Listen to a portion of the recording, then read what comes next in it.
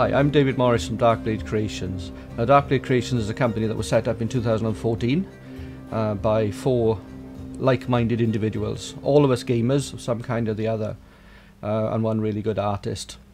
We decided to set up this company in order to make our own board game, and Stand and Deliver is the results of that. About 2006-2007, Glyn said to me, "Oh, why isn't there a computer game based on highwaymen?" And that was the initial hint, the little tip that set me off on this, because about the same time I got interested in board games again. And a couple of years after that, I met Toby in work, and me and him got together and we created a few little icons in order to create this game. And the idea behind it grew and grew and grew over the time.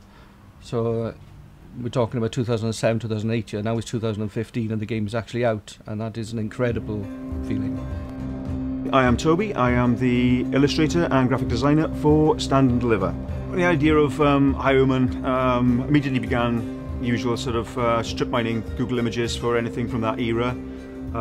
Became a big fan of the film Plunkett and Maclean, and I think that's pretty much where I got the idea from. I just like that idea that sort of the whole thing was a bit of a romp, as it were. So taking cues from that, what I started to do is basically sketch, paper and biro, which seems to be my natural habitat, and from then scanning and putting it into Photoshop, which I used for colouring.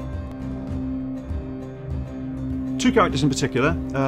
Dick Turpin, obviously he's supposed to be the main character of the game, obviously with the most notoriety. He's the one highwayman that the majority of the people out there recognise. Initially started off with obviously just the mask, and from the original designs that Dave and I were kicking around in the early 2008, 2007, I always had this idea of just the mask. And I'm a huge fan of the animated series of the 90s animated series of Batman, with just the whites of the eyes, and I thought I'm putting that in there as almost like as an in-joke, as it were, and Dave loved it. The other character I'm going to talk about is Lady Catherine Ferrers.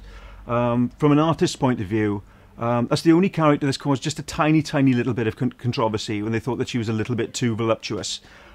Personally, I was absolutely delighted about that something that I've created that people actually thought was a little bit buxom, shall we say. The idea for the main image, the box logo itself, just wanted to keep it as simple and as punchy as possible, with obviously having Stand and Deliver typeface, the company name Darkblade Creations, and I just wanted the idea of like the recurring motif of almost like the shield, as it were, the little emblem, with just 3 of the characters just sort of reaching out directly towards you, as it were, just to sort of grab your attention and to keep it minimal. Okay, so in the game you get to play a highwayman or woman. The object is to hold up coaches and rob them of everything they got. Simple as that. It's a push your luck game where you take random coins out of a bag. Sometimes the coins are good, yay. Sometimes they're not so good, but you can get shot by the people on the coach or by your fellow highwaymen. Or you can also get grabbed by the redcoats, and then you'd have to bribe them to stay in the game. If you haven't got enough money, they'd beat you up. So basically it's as simple as that. You make decisions on which coach you want to rob, and you deal with the circumstances. Obviously you start off with less of a risk, but as the game goes on and your notoriety gets higher and higher, the risks get higher and higher as well. At the end of the 10 rounds, the person with the most money at the end of the game wins.